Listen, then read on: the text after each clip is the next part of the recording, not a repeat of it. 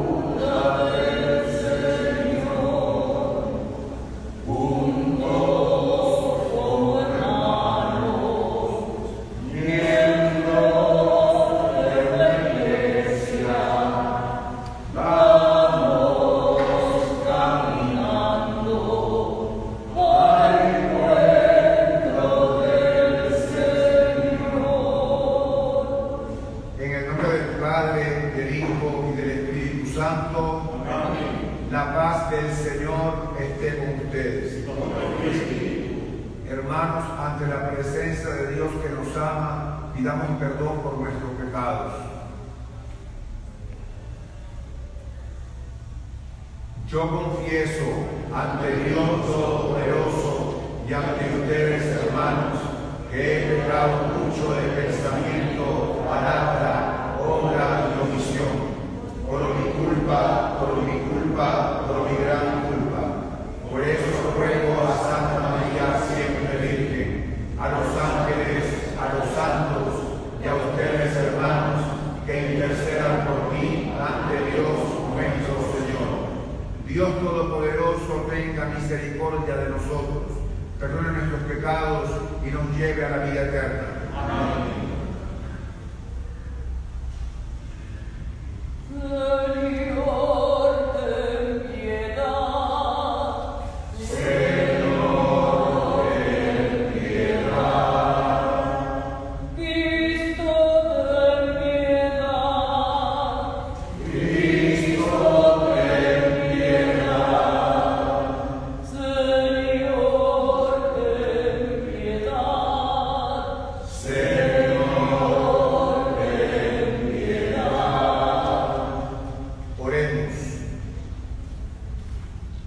Señor Dios, gloria de los fieles y vida de los justos, que nos has redimido por la muerte y resurrección de tu Hijo.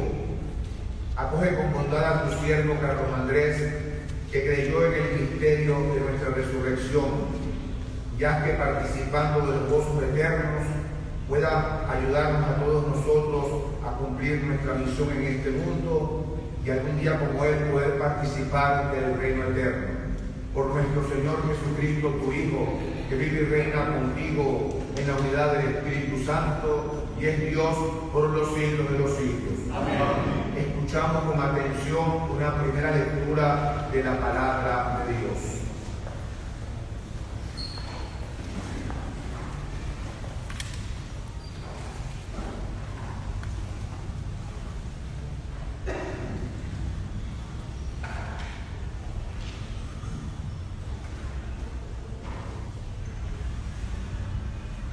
Lectura de la carta del apóstol San Pablo a los romanos. Hermanos, el Espíritu nos ayuda en nuestra debilidad, porque nosotros no sabemos pedir lo que nos conviene, pero el Espíritu mismo intercede por nosotros con gemidos que no pueden expresarse con palabras. Y Dios, que conoce profundamente los corazones, sabe lo que el Espíritu quiere decir, porque el Espíritu ruega conforme a la voluntad de Dios por los que le pertenecen. Ya sabemos que todo contribuye para bien de los que aman a Dios y a aquellos que han sido llamados por Él según su designio salvador. En efecto, a quienes conoce de antemano, los predestina para que reproduzcan en sí mismo la imagen de su propio Hijo, a fin de que Él sea el primogénito entre muchos hermanos. A quienes predestina los llama, a quienes llama los justifica, y a quienes justifica los glorifica. Palabra de Dios. Te alabamos, Señor.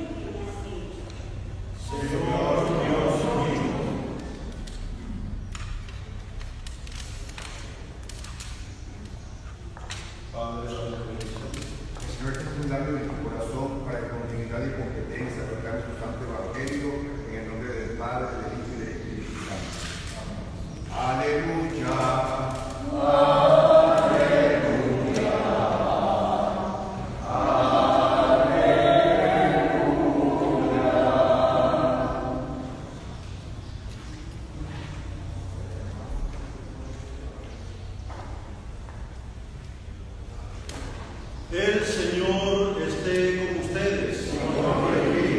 Proclamación del Santo Evangelio según San Lucas. Gloria a ti, Señor.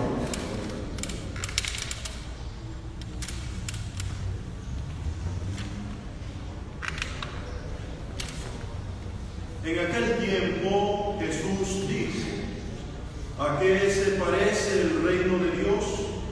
¿Con qué podré compararlo? Se parece a la semilla de mostaza que un hombre sembró en su huerta. Creció y se convirtió en un arbusto grande, y los pájaros anidaron en sus ramas. Y dijo de nuevo: ¿con qué podré comparar el reino de Dios? Con la levadura que una mujer mezcla con 3 medidas de harina y que hace fermentar toda la masa. Palabra del Señor. Gloria a ti, Señor Jesús. Pueden tomar asiento.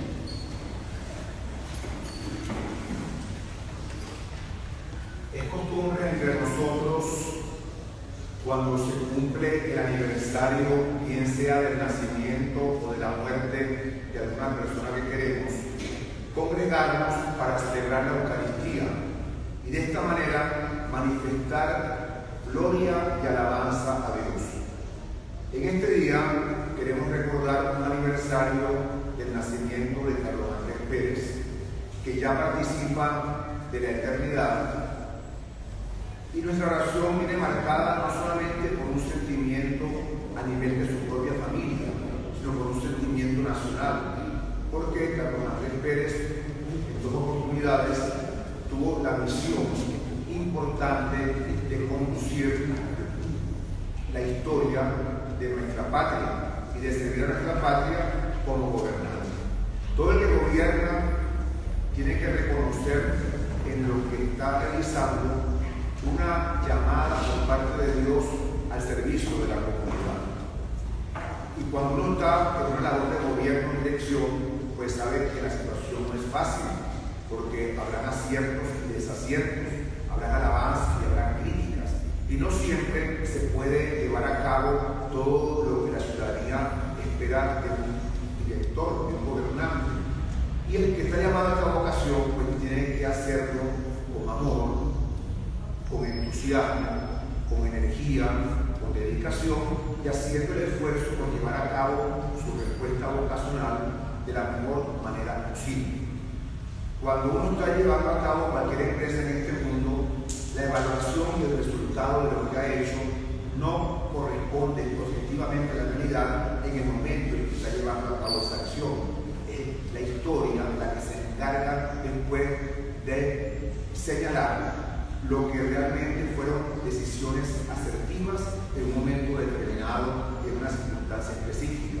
Y por eso hoy en día nosotros podemos agradecer todas las cosas positivas que este señor Carlos Andrés Pérez llevó a cabo al servicio de Venezuela. Hoy en día uno puede decir, en esto tuvo razón, en esto no tuvo razón, pero ciertamente, independientemente de cualquier error que haya cometido, son muchos los beneficios que estamos viviendo todavía como una especie de reserva histórica de lo que Carlos Andrés Pérez realizó por Venezuela. Así que como venezolanos tenemos que agradecer lo que en su momento llevó a cabo al servicio de nuestra patria.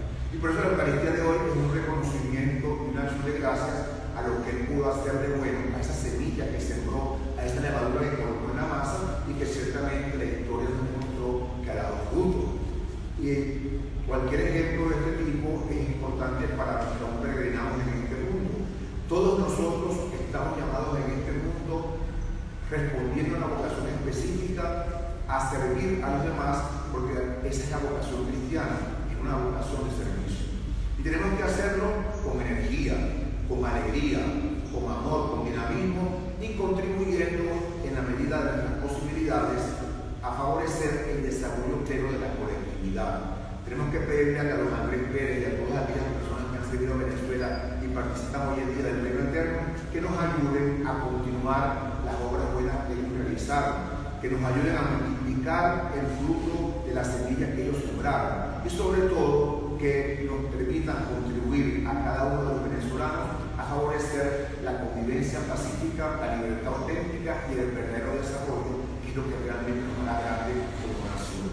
Y damos pues al Espíritu Santo que todos los venezolanos, respondiendo a la vocación a la cual Dios nos llama, y agradecidos por los afectos, las capacidades y los bienes que Dios nos ha proporcionado en una nación tan rica en todo sentido, podamos contribuir al desarrollo pleno de Venezuela y podamos favorecer una convivencia fraterna de acuerdo a la última encíclica del Papa, Fratelli Tutti, donde nos recuerda lo esencial. Todos somos hermanos, independientemente de que podamos pensar diferente, porque la Iglesia y la sociedad no tienen que ser uniforme, tiene que haber pluralidad, pues tenemos que mantener la unidad fundamental, una sola fe, un solo bautismo, un solo Dios Padre de todos, un solo Señor Jesucristo.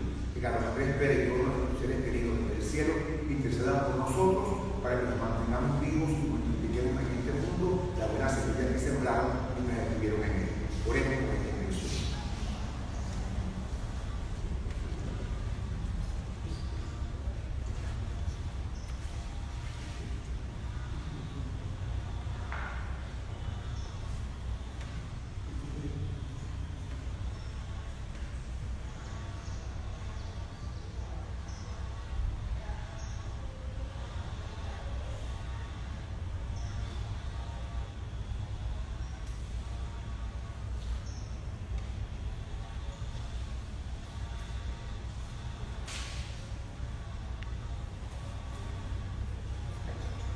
Presentemos nuestras intenciones confiadas a Dios Padre Todopoderoso.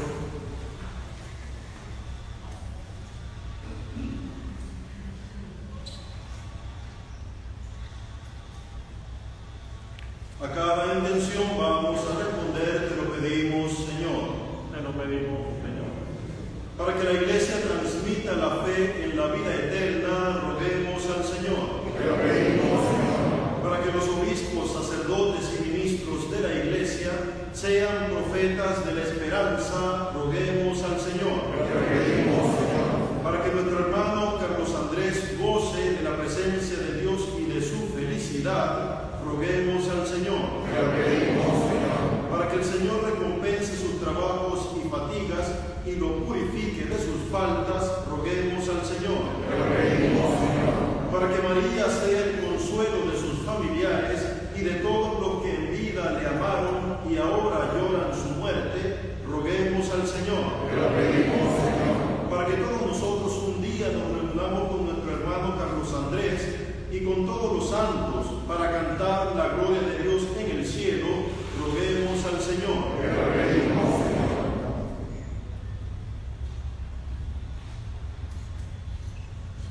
Todas estas intenciones las presentamos, Padre, por Jesucristo nuestro Señor. Sentado damos comienzo a la segunda parte de nuestra celebración.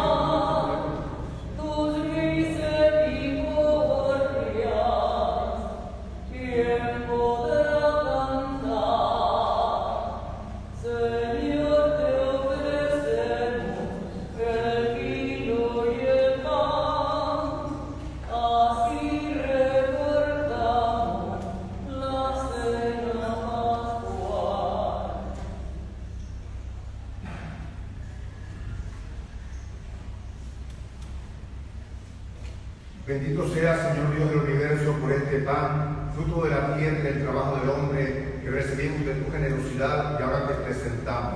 Él será para nosotros pan de vida. Bendito sea, Señor Dios del universo, por este vino, fruto de la vida y del trabajo del hombre, que recibimos de tu generosidad y ahora te presentamos. Él será para nosotros bebida de salvación.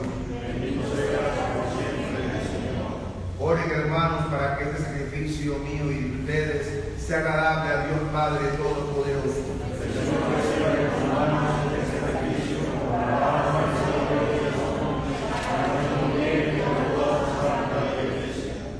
Mira con bondad, Señor, las ofrendas que te presentamos por nuestro hermano Carlos Andrés, quien ha sido purificado por los auxilios celestiales y participa ya de la gloria del cielo. Te lo pedimos a ti, que vives y reinas por los siglos de los siglos. Amén. El Señor esté con ustedes. Amén. Levantemos el corazón. Demos gracias al Señor nuestro Dios. En verdad es justo y necesario, es nuestro deber y salvación, darte gracias siempre y en todo lugar, Señor Padre Santo, Dios Todopoderoso y Eterno, porque si la certeza de morir nos entristece, nos consuela la promesa de la futura inmortalidad, porque la vida de los que en ti creemos, Señor, no termina, se transforma, y al deshacerse nuestra morada terrenal, adquirimos una mansión eterna en el cielo. Por eso, con los ángeles y arcángeles, cantamos sin cesar el himno de tu gloria.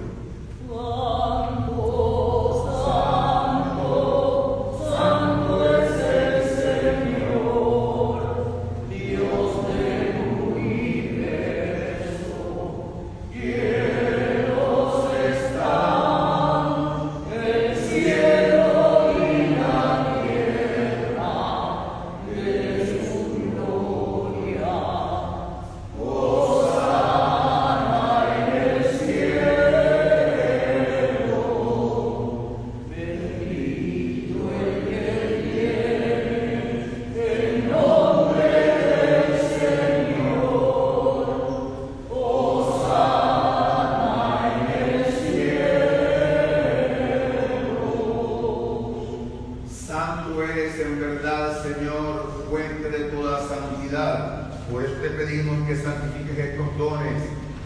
De tu Espíritu, de manera que se conviertan para nosotros en el cuerpo y la sangre de Jesucristo nuestro Salvador, el cual, cuando iba a ser entregado a su pasión voluntariamente aceptada, tomó pan, dándole gracias, lo partió y lo dio a sus discípulos, diciendo: tomen y coman todos de él, porque esto es mi cuerpo, que será entregado por ustedes.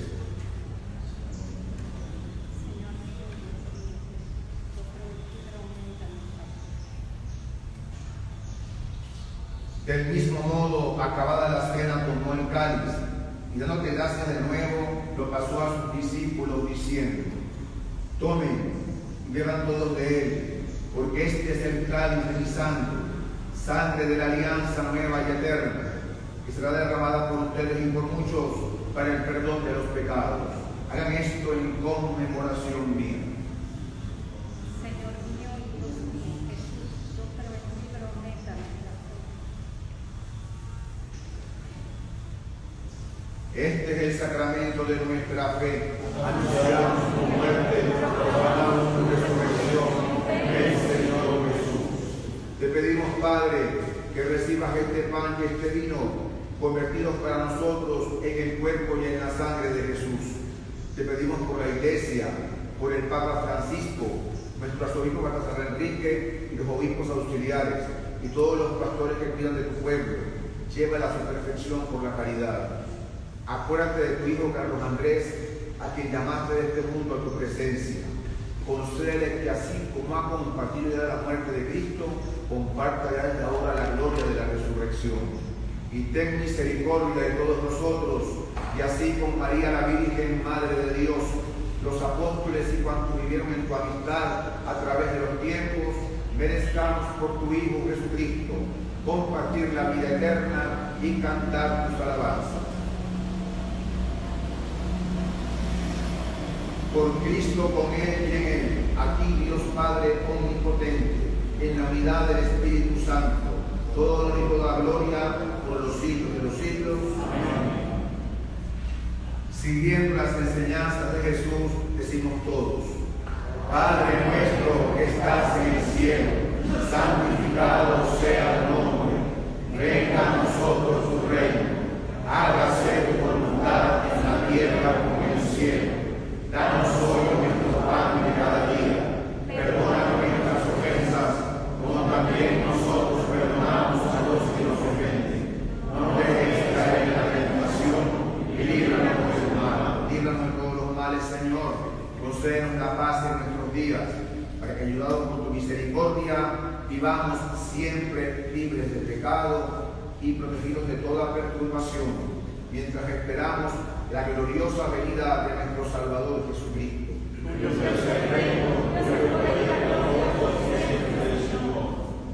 Señor, danos tu paz, haznos comunicadores de paz y permítanos a todos nosotros establecer lo necesario para una convivencia pacífica. A través del Cordero de Dios nos preparamos para la Sagrada Comunión.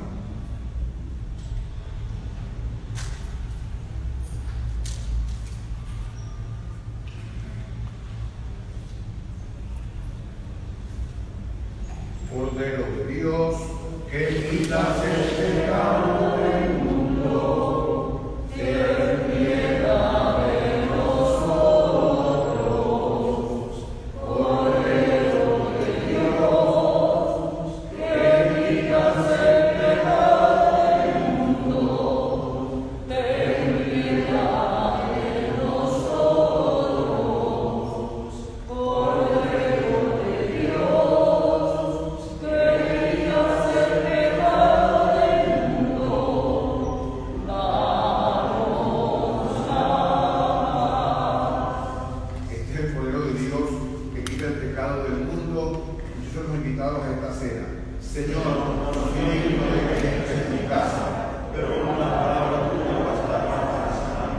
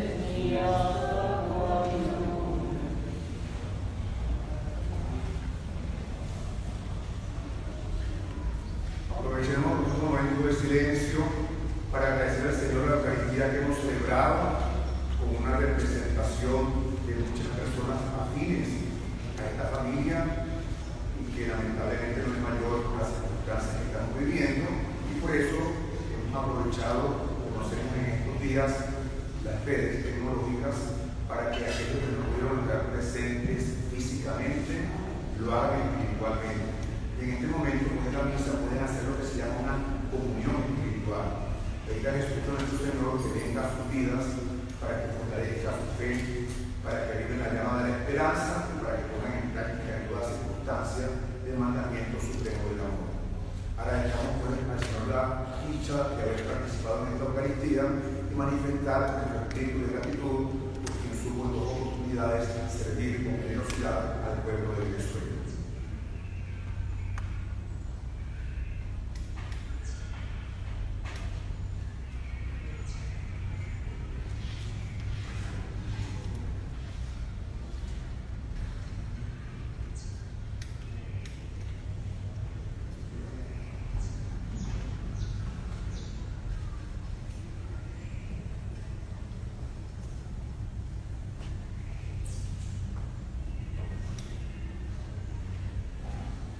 Oremos.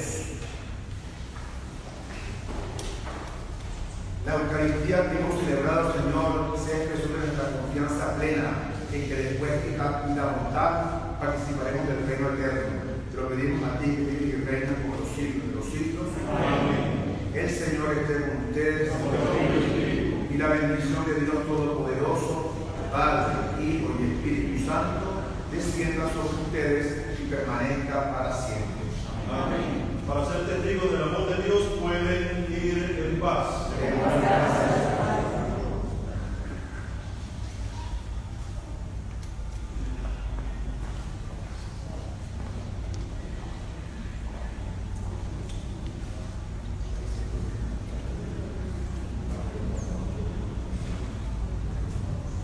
Vamos. Saludemos a nuestra Madre del Cielo. Dios te salve María, llena eres de gracia, el Señor es contigo, bendita tú eres entre todas las mujeres, y bendito es el fruto de tu vientre Jesús. Santa María, Madre de Dios, ruega por nosotros pecadores, ahora y en la hora de nuestra muerte. Amén.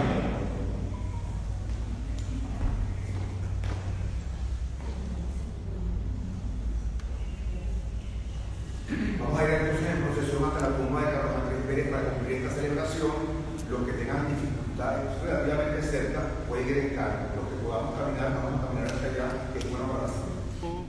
De la felicidad eterna de los santos. Quien cree en ti, Señor, no morirá para siempre. Que contemple tu rostro glorioso y tenga parte en la alegría sin fin. Quien cree en ti, Señor, no morirá para siempre. Señor Jesucristo, recíbelo junto a ti, con todos los que nos han precedido. Quien cree en ti, Señor, no morirá para siempre. Desde lo hondo a ti grito, Señor, Señor, escucha mi voz. Estén tus oídos atentos a la voz de mi súplica. Si llevas cuenta de los delitos, Señor, ¿quién podrá resistir?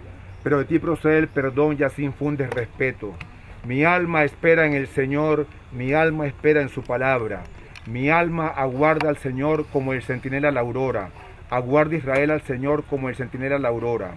Gloria al Padre, al Hijo y al Espíritu Santo. Como era en el principio, ahora y siempre, por los siglos de los siglos. Amén. Dale, Señor, el descanso eterno. Y brille para él la luz perpetua. Descanse en paz. Amén. Concluimos este responso colocando a estos esposos cristianos bajo la protección de la Santísima Virgen María, nuestra Madre y Señora. Oh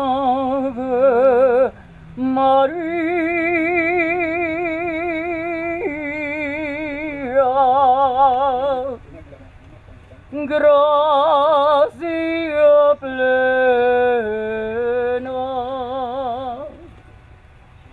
María, gracia plena,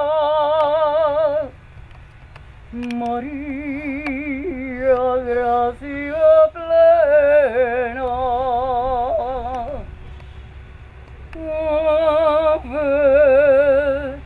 Ave, Dominus, Dominus tecum, benedicta tu in mulieribus,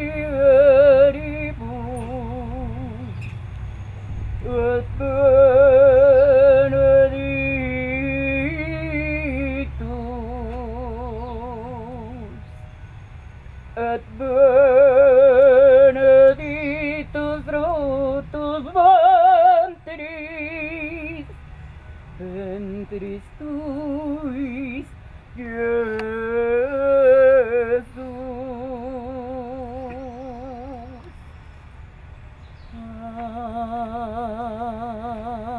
Ave María.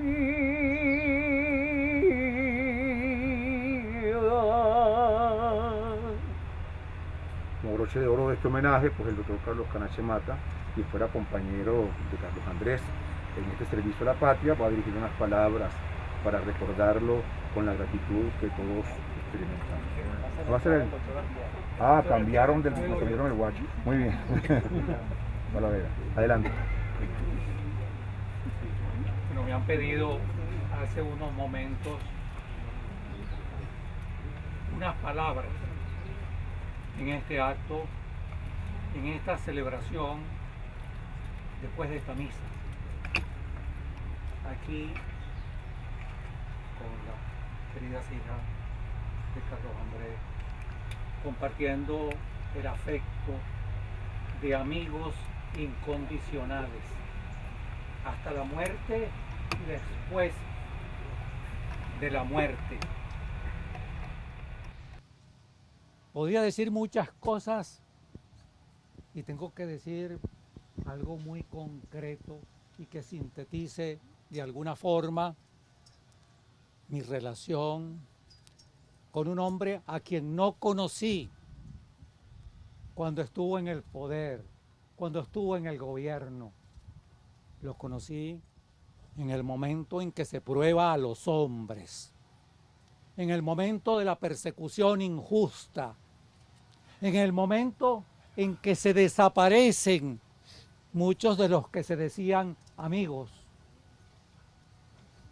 Los verdaderos amigos, el primer día que yo fui a la casona, a donde no había ido nunca en mi vida, algunos de ellos están aquí, como está Virgilio, están aquí. Y me asombró ver aquel salón maravilloso, lleno de cuadros, y allá al fondo, el presidente, a quien yo no había conocido. El día anterior se había producido la decisión inicua de un tribunal declarando que había méritos para enjuiciar cuando no había ningún mérito para enjuiciar. Simplemente era la factura política, la consolidación de la venganza política de quien habría preferido otra muerte, como lo dijo en su última y conmovedora intervención. Yo quiero recordar hoy, nada más, que un pensamiento, y me venía a la cabeza ayer, donde tuve la suerte de compartir también ese maravilloso acto dentro del proceso de beatificación de José Gregorio Hernández, estando allí en la Candelaria, la exaltación de los méritos, de las virtudes de un hombre cristiano, de un cristiano ejemplar, de un médico ejemplar como fue José Gregorio. El cardenal ha dicho, Baltasar, en una y otra oportunidad, José Gregorio Hernández es de todos. Hay que dejar de un lado los odios. A mí me viene a la mente en este momento unas expresiones que son propias del hombre que yo conocí en el dolor, en la traición, en la mentira, en aquel momento de persecución, en aquel momento, reitero, de consolidación de la venganza política a través, nada menos que de ese valor supremo como lo es la justicia, y sin justicia no hay sociedad. En un documental sobre Carlos Andrés Pérez, al final, ustedes lo deben recordar, dos intentos. Comienza el documental con una conversación telefónica del hombre, del ser humano, de ese ser sensible a quien yo conocí en el dolor, Carlos Andrés Pérez. Y hablaba de la cultura o la subcultura del odio como responsable de muchos de nuestros males. Y al final de ese excelente documental vuelve a retomar el mensaje del inicio. Yo quiero dejarles un mensaje, dice: desterremos los odios que son responsables de muchos de nuestros males. Y se corta la comunicación. Y entonces, en ese lenguaje coloquial, él dice: aló, aló. Y dice: estoy hablando para nadie.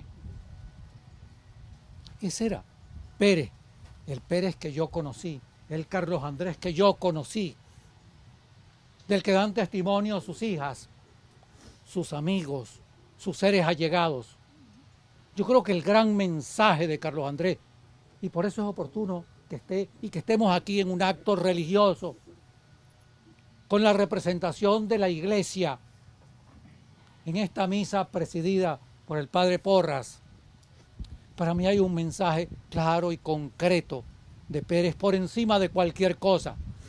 Fue un hombre sin odios ni resentimientos. Y el mensaje para el venezolano de hoy es que tenemos que vivir sin odios ni resentimientos. Esta es una oportunidad para recordar a ese hombre. Más que un político, un hombre que descubrió, un hombre que nos dio ejemplo de la entrega a un país sin odios y sin resentimientos. Yo diría hoy, dentro de este responso, dentro de este memorial y antes de las palabras del doctor Carlos Canache Mata, en primer lugar que agradezco que me hayan dado la oportunidad de decir algo que me sale del corazón, de agradecimiento de haber conocido a un verdadero venezolano que nos dejó un mensaje que no hemos asimilado. Ese mensaje que nos han querido inculcar en los últimos años no es nuestro. Desterremos los odios, desterremos los resentimientos, exaltemos los verdaderos valores del venezolano, exaltemos sobre todo la unión para salir adelante para salir de este calvario que nos ha tocado vivir en los últimos años. Lo lograremos a fuerza de unión, a fuerza de trabajo, de lo cual fue ejemplo Carlos Andrés Pérez. Muchas gracias.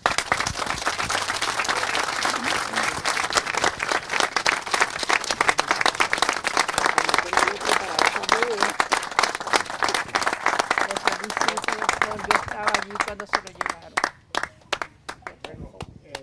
Quiero agradecer a Sonia, hija del presidente Carlos Andrés Pérez, esta perspectiva para mí grata, oportunidad de poder compartir con ustedes algunas palabras en este momento tan importante para la familia y para aquellos que, como lo acaba de resaltar el maestro y sabio Alberto Arteaga, es necesaria la unidad apartarnos de odios, de diferencias políticas, de resentimientos. Yo me hago eco de eso. Por fortuna, yo tuve la oportunidad de conocer al expresidente Pérez en la Semana Santa del año 74. Compartí una semana intensa con él y con su familia. Yo veía todos los días a Carolina con una motoneta, a su padre regañándola. Vimos películas de estreno todos los días. Vimos El Golpe en el T12 y tuve la oportunidad de conocerlo en directo.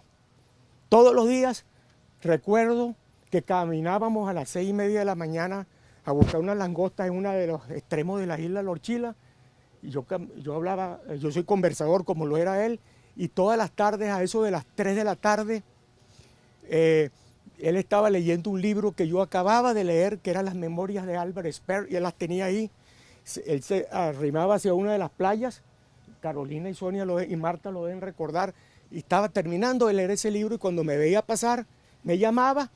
Yo me sentía un poco tenso porque era el presidente de la República, tenía un par de decanes que lo cuidaban, pero como me llamaba me acercaba y me sentaba a hablar con él media hora, una hora, primero de Álvaro Speer y después de política.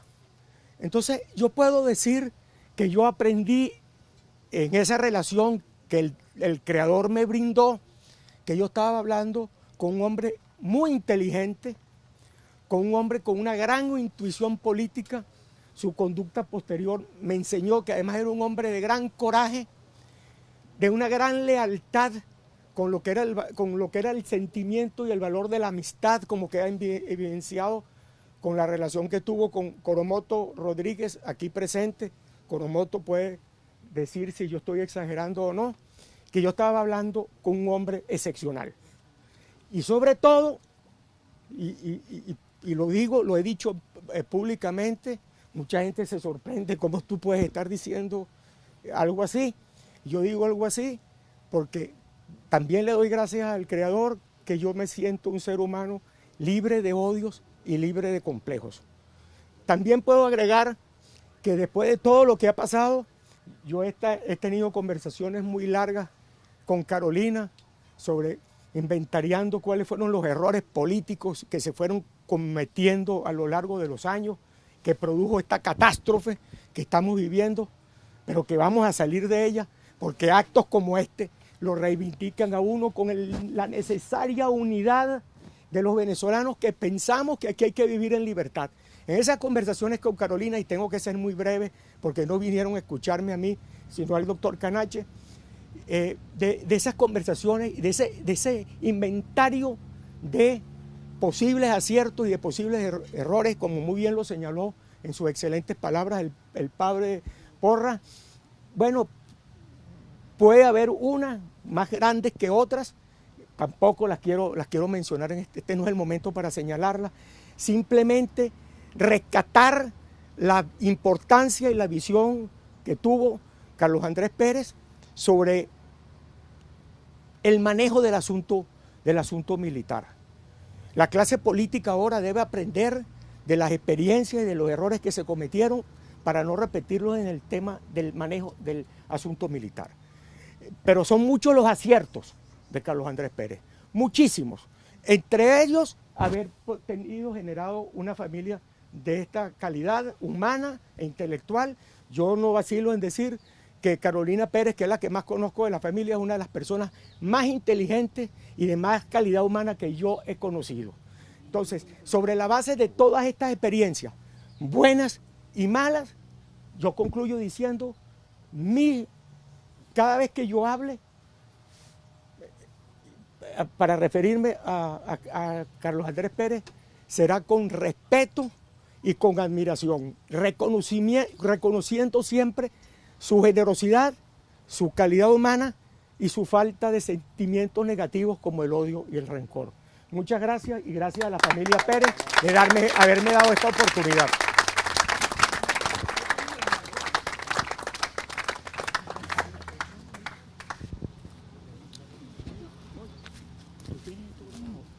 ¿Tú me lo puedes pasar el mío? Y demás familiares de Carlos Andrés Pérez. Distinguidas personalidades. personalidades presentes, Padre Porra y demás representantes de la Iglesia. Señoras, señores, el doctor Alberto Arteaga Sánchez y el doctor Ramón Escobar León acaban de destacar con justicia dos cualidades que caracterizaron siempre a Carlos Andrés Pérez. Un hombre que recibía golpes, pero no guardaba resentimiento ni odio. Fue sin duda uno de los líderes políticos más importantes de la Venezuela de la segunda mitad del siglo XX. Vivíamos bajo la dictadura de Juan Vicente Gómez. Él, allá en el Táchira, su tierra natal, comenzó sus actividades políticas, acompañado por ese otro gran dirigente, ese otro gran venezolano que fue Leonardo Ruiz Pineda. Cuando muere Gómez, en 1935, el país, la actividad política estaba detenida. Fue por eso que el gran ensayista venezolano Mariano Picón Salas dijo que había que darle cuerda al reloj para que el país siguiera marchando. Eso fue lo que se hizo inmediatamente después de la muerte de Gómez. El presidente López Contreras y el presidente Medina, es cierto que abrieron un compás político. No hubo, sobre todo en el gobierno del presidente Medina, presos políticos. Había libertad de expresión, pero la soberanía popular estaba secuestrada, porque el pueblo no podía elegir sus gobernantes. Apenas podían votar en Venezuela, de acuerdo con el ordenamiento jurídico entonces vigente, los hombres mayores de 21 años que supieran leer y escribir. Las mujeres no podían votar. Y esos que podían votar era para elegir los diputados al Congreso Nacional y los miembros de las asambleas legislativas y de los consejos municipales. Las asambleas legislativas, a su vez, elegían a los senadores. Y en unas elecciones de tercer grado era que el Congreso de la República escogía al presidente de Venezuela. Habían abierto López y Medina un postigo, pero solo un postigo. Había que abrir la vida del país a puertas enteras. Y el 18 de octubre de 1945 se abrieron esas puertas. Se comenzó a darle cuerda al reloj detenido de la historia. El 15 de marzo de 1946, al año o a los meses siguientes del movimiento triunfante del 18 de octubre,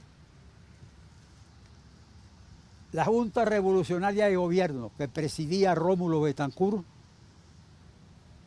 dictó el decreto mediante el cual se establecía en Venezuela, y nadie se ha atrevido después a revocarlo, el sufragio universal, directo y secreto. Universal, es decir, hombres y mujeres, supieran o no leer y escribir, para elegir directamente al presidente de la República y a los miembros de los cuerpos legislativos. Se abrieron las puertas de par en par. Se le dio cuerda al reloj que estaba detenido, que estaba parado. La Junta Revolucionaria de Gobierno auspició unas elecciones para la Asamblea Nacional Constituyente, que dictaría la Constitución Nacional de ese año. Justamente un 27 de octubre, el 27 de octubre de 1946, se eligieron los miembros, los diputados de esa Asamblea Constituyente, una de las más extraordinarias que ha tenido el país y que presidió el gran poeta Andrés Eloy Blanco. Después, al alero de esa Constitución, se celebraron las elecciones ya con el régimen del sufragio universal, directo y secreto establecido por el decreto que antes mencioné, las elecciones en las cuales se escogió a Rómulo Gallegos para el periodo constitucional 1948-53. Sabemos todos lo que pasó. El 24 de noviembre de 1948, el mismo año en que había tomado posesión Gallegos, sonaron de nuevo las espadas en Venezuela. Fue derrocado el gran novelista. Carlos Andrés Pérez era diputado al Congreso Nacional para ese momento. Y como el golpe que culminó el 24 de noviembre se venía desarrollando como en cámara lenta, desde días anteriores ya se habían producido pronunciamientos contra el régimen, y si mal no recuerdo, en La Guaira la guarnición se había alzado desde unos días antes. El 24 de noviembre, previendo el régimen que podían detener al presidente Gallegos en cualquier momento, se decidió que Balmores Rodríguez, que era el presidente del Congreso de la República, se trasladara a Maracay, donde la guarnición era leal a la constitucionalidad, para que en el caso y en el momento en que se produjera la detención de Gallegos, formara él, tal como lo establecía la Constitución Nacional, la de 1947, que ante una falta del presidente de la República temporalmente ocupa ese cargo el presidente del Senado, y a su vez, como sabemos, es el presidente del Congreso Nacional. Se trasladó Balmores Rodríguez a Maracay. Entre los que lo acompañaron estaba Carlos Andrés Pérez. Hacen preso a Gallegos en la Quinta Maricela, en Altamira. Se forma el gobierno provisional en Maracay. Dictan un decreto, nombran gabinete.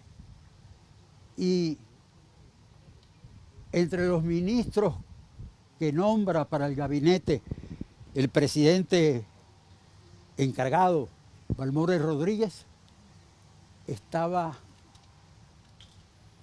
Carlos Andrés Pérez como ministro de Comunicaciones. Pero se dan cuenta a los pocos minutos que Carlos Andrés Pérez no podía ser ministro porque la Constitución Nacional exigía que para acceder a ese cargo se debía tener por lo menos 30 años de edad. Y Carlos Andrés no los tenía. Para ese momento tenía 26 años. Hubo que rehacer el acta. Ese gobierno provisional encabezado por Balmores duró pocas horas, porque la guarnición que estaba leal al gobierno después desconoció al gobierno constitucional. Gámez seguía siendo leal, pero perdió el control de la guarnición. Tuve oportunidad de hablar con el comandante Gámez, J.M. Gámez, en Madrid, en España, cuando estábamos exiliados. Y él me dijo, me contó una anécdota que yo en el momento en que lo oía tenía ciertas dudas de su certidumbre. Sin embargo, le pregunté después, cuando había vuelto ya la democracia a Venezuela, al doctor Barrios si la anécdota que ya les voy a contar era cierta, y el doctor Barrios me lo confirmó. En esos días, poco antes del 24 de noviembre, Gámez viene desde Maracay, todavía la guarnición está al lado del gobierno constitucional, al Palacio de Miraflores. Y el presidente Gallegos está acompañado en ese momento, lo tiene a su lado, al ministro de la Defensa, Carlos Delgado Chalbó. Me dice Gámez, allá en Madrid, año 1957. Yo antes había estado primero en la parte de mi exilio en México. Me dijo, en el momento en que yo me despedía para regresar a Maracay, le dije, presidente Gallegos, cuídese de su ministro de la Defensa que tiene a su lado. Cuídese. Entonces Gallegos, me seguía diciendo Gámez, me regañó y me dijo, comandante, regrese a su base. Y así lo hice. Sin antes hacer la venia correspondiente y pedirle permiso para retirarme, me fui a Maracay. Pues bien, ese gobierno provisional del cual formó parte e inmediatamente salió de él por la razón que antes señalé, Carlos Andrés, duró horas, ya lo dije. Fueron detenidos en Maracay y luego traídos a la cárcel modelo de Caracas. Carlos Andrés estuvo un año preso en la cárcel modelo. Ya esa cárcel no existe, por allí pasa una avenida. Sale al exilio, está en Costa Rica, Colombia, y luego, cuando se produce el colapso de la dictadura y vuelve la democracia, Carlos Andrés Pérez, como la totalidad prácticamente de todos los exiliados, retornan a Venezuela.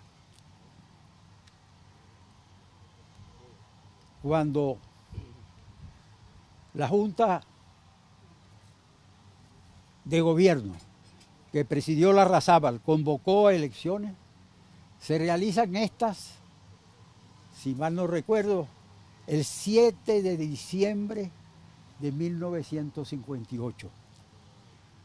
Elecciones que ganó por más de 300.000 votos de ventaja Rómulo Betancourt. 380 y tantos mil votos. Yo siempre he creído, y esto es una interpretación muy personal,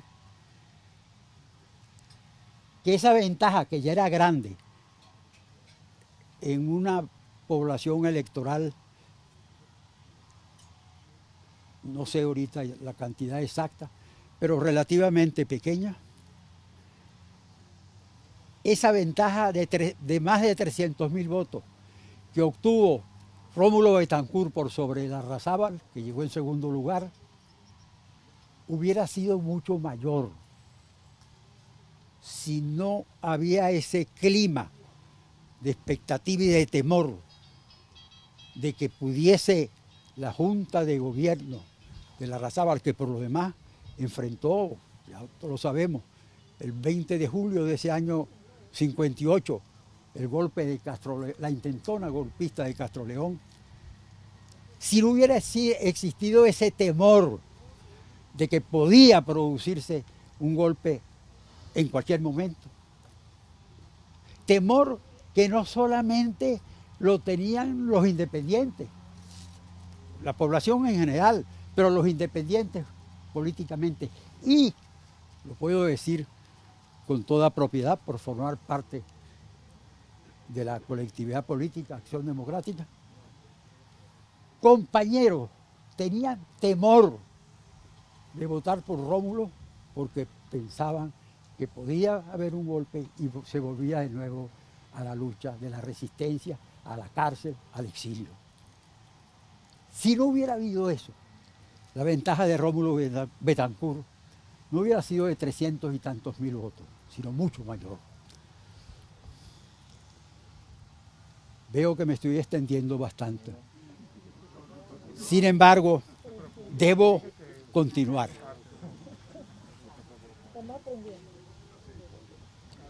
Se produce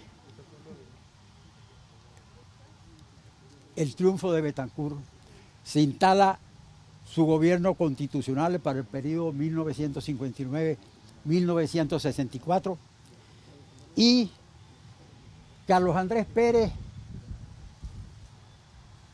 es llamado por el presidente Betancourt para nombrarlo primero, cargo que se creó, director general del Ministerio de Relaciones Interiores. Y luego, 1 o 2 años después, titular de ese despacho.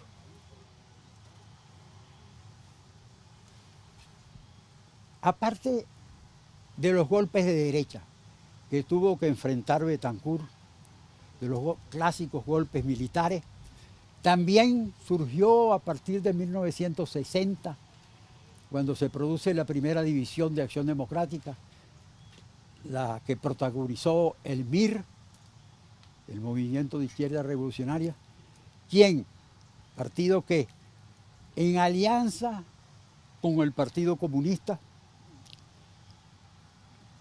desataron en un movimiento guerrillero en todo el país, con el apoyo este movimiento de Fidel Castro, apoyo en contingentes humanos, en armas, en financiamiento. Carlos Andrés Pérez estuvo en la primera fila de ese combate contra las conspiraciones de uno o de otro extremo. Y el país se lo reconoció entonces, se lo reconoció después y se lo sigue reconociendo ahora. Y registrado está así en la historia. Concluye el gobierno de Betancourt.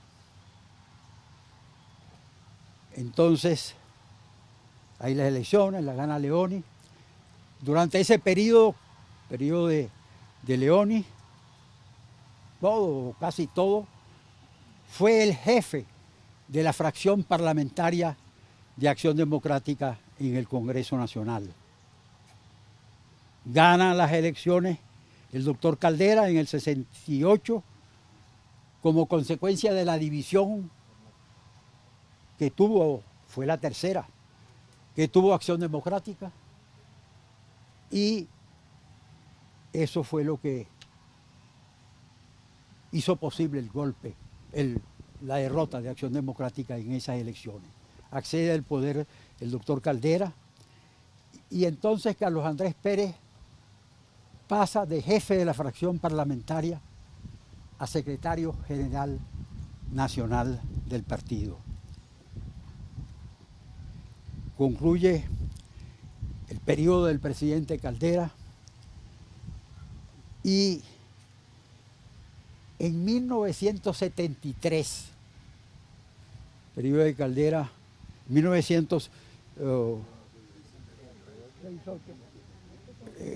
6974 era el periodo de Caldera, y hay las elecciones en el 73, en diciembre, para elegir al presidente para el periodo que terminaba en marzo del 84.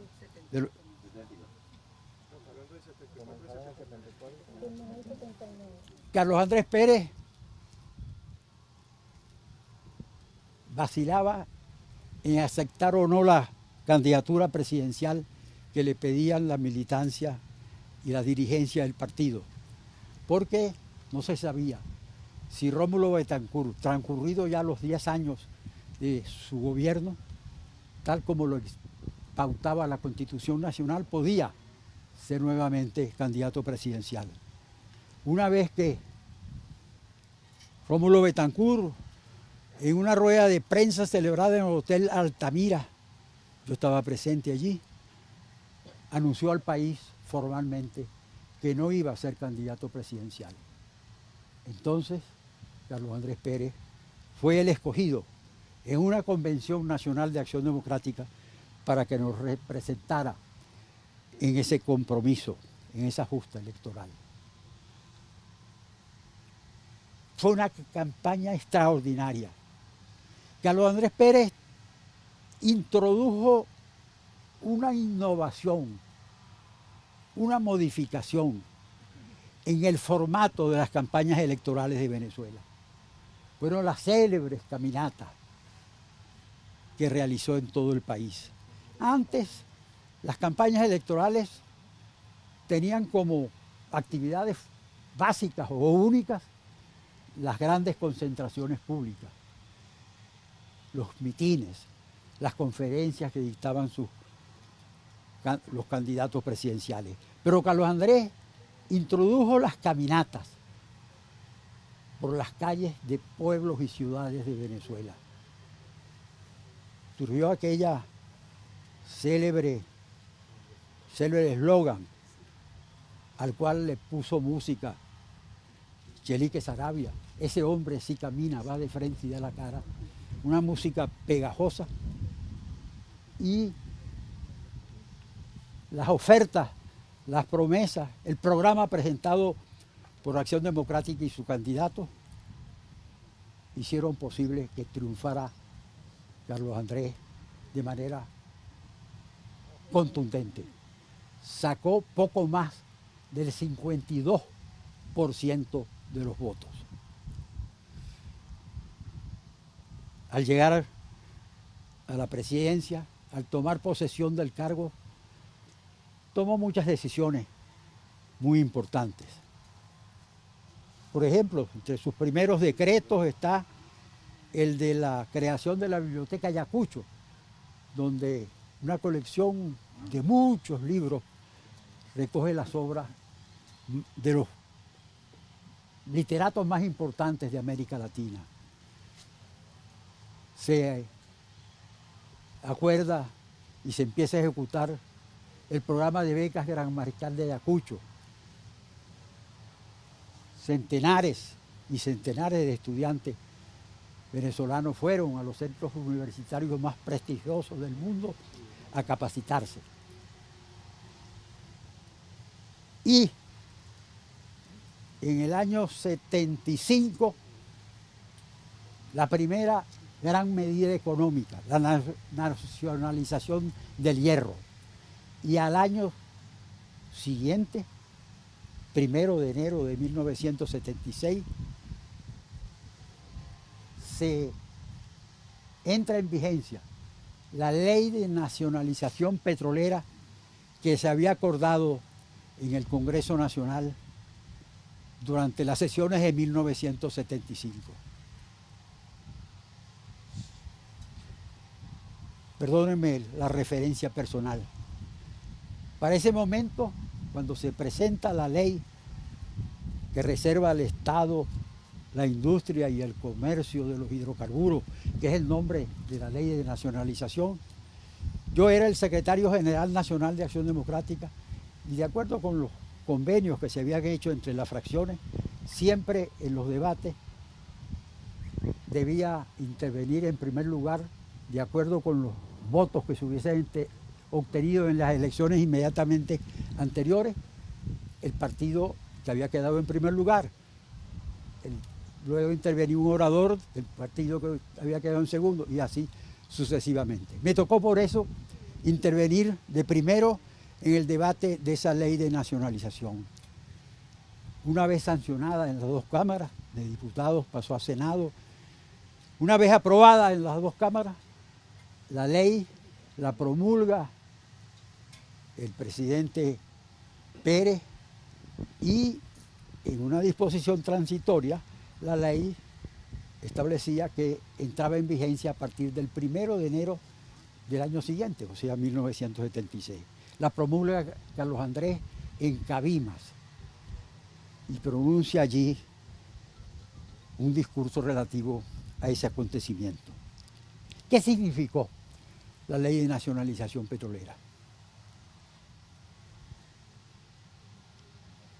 Lo que percibía Venezuela como ganancia por cada barril de petróleo se multiplicó más de 10 veces una vez que la ley de nacionalización empezó a cumplirse. Más de 10 veces el ingreso que tenía el país por cada barril de petróleo. Y dicta además dos decisiones importantes. Primero, que se cambiaba el patrón de la refinación petrolera, de modo de que se pudieran obtener subproductos con valor agregado más alto. Y en segundo lugar, se creó el Instituto Técnico de Investigaciones Petroleras, INTEVEC, que permitió que Venezuela se incorporara a los países que tenían una capacidad de investigación en esa materia de gran significación. Además, las compañías extranjeras, que eran las que explotaban a través de las concesiones ese recurso, habían cesado, disminuido las inversiones y por eso las reservas probadas petroleras habían bajado a 8 millones que alcanzaban solo para 8 años. Una vez que se aplicó la nacionalización y aumentaron las inversiones, se elevó de 8 años a 25 años el tiempo que podía durar la reserva. Por cierto, se pudo hacer eso porque se corrió con la suerte de que en 1973 hubo la guerra del Yom Kippur entre Israel y los países árabes, lo que produjo un alza importantísimo del barril de petróleo. De $2 pasó a $14. Eso le dio una gran prosperidad fiscal al país y pudo entonces Carlos Andrés realizar muchos de los puntos que estaban en su programa de gobierno.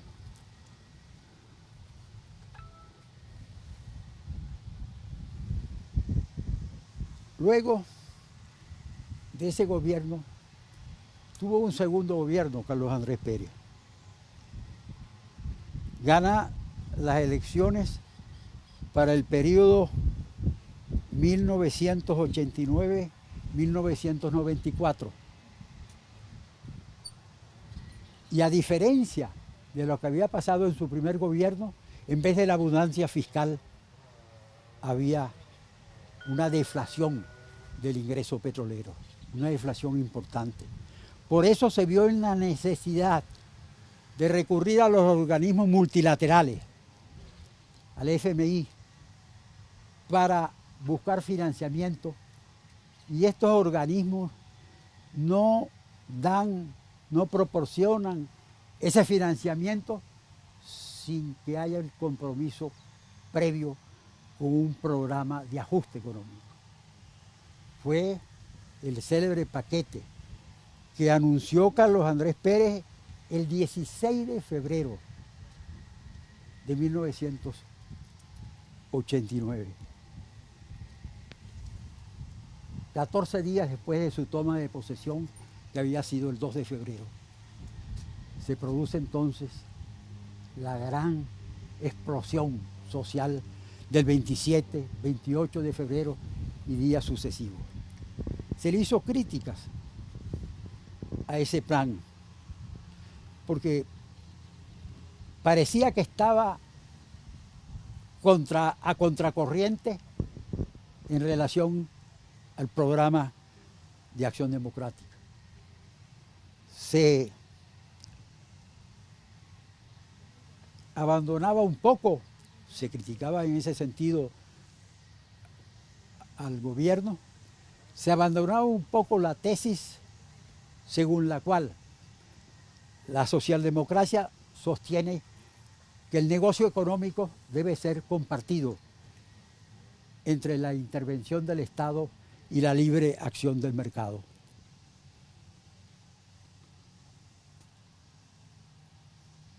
Algunos, inclusive, elaboramos y le entregamos al compañero Carlos Andrés Pérez, allá en La Casona, un documento de unas 20 cuartillas, en las cuales hacíamos observaciones críticas al plan de ajuste.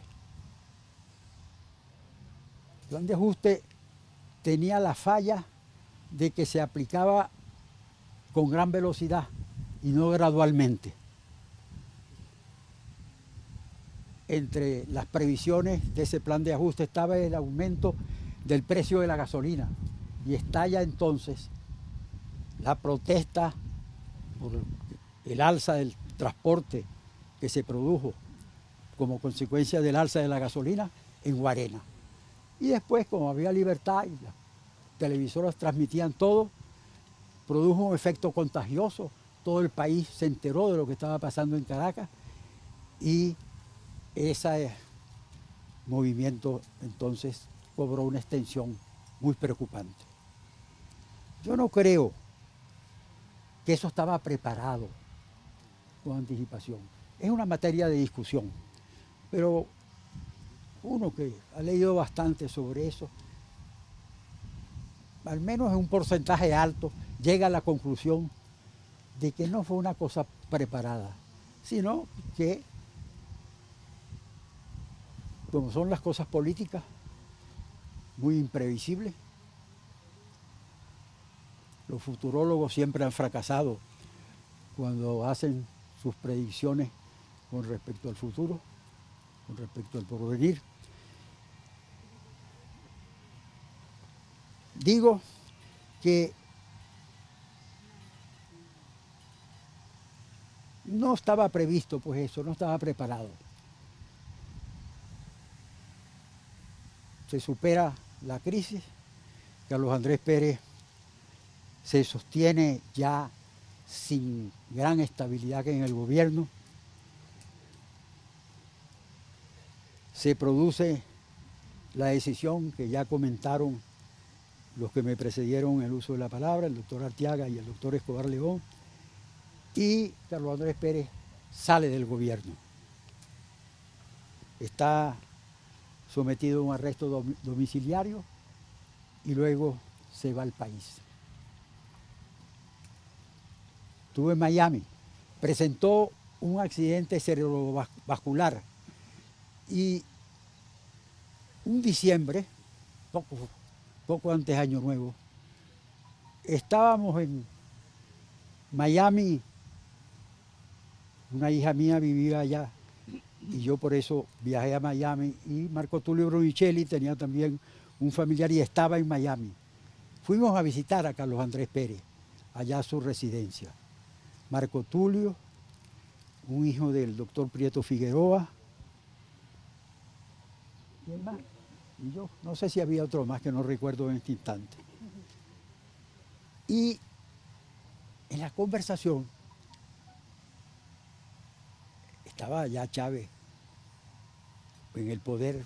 Eso debe haber sido por allí, por 2008, 2007, por ahí debe haber sido. Lo visitamos